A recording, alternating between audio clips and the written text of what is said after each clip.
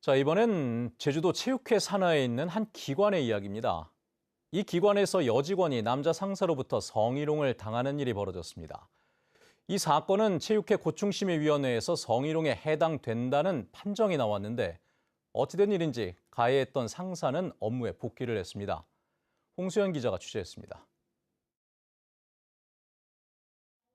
제주도 체육회 소속 한 기관에서 계약직으로 일하다 최근 그만둔 김모 씨는 불쾌한 기억에 아직도 잠을 이루지 못합니다.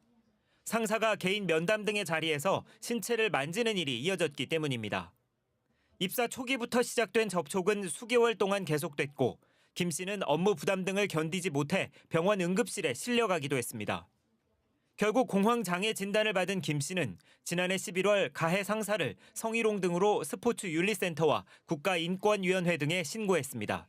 저한테 오면서 손으로 제 허벅지를 터치하면서 자꾸 저의 의견을 누르기 위한 또 자기의 주장을 어필하기 위한 그런 제스처를 자꾸 취했었어요.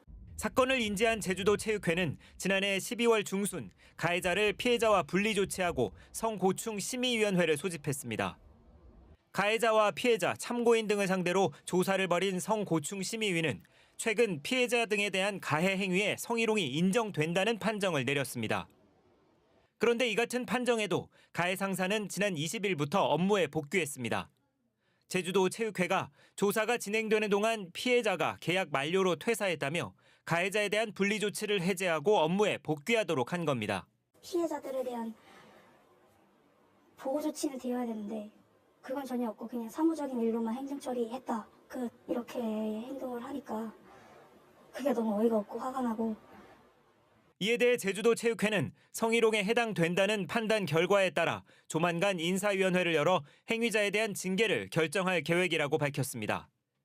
가해자는 이번 사안에 대해 피해자의 주장이 사실이 아니고 과장돼 억울하다며 대응을 검토하고 있다고 밝혔습니다. 한편 피해자 신고로 경찰도 조사에 나선 가운데 가해 상사의 복귀로 퇴사를 하지 않은 다른 피해자들은 같은 공간에서 일을 하게 됐습니다. MBC 뉴스 홍수현입니다.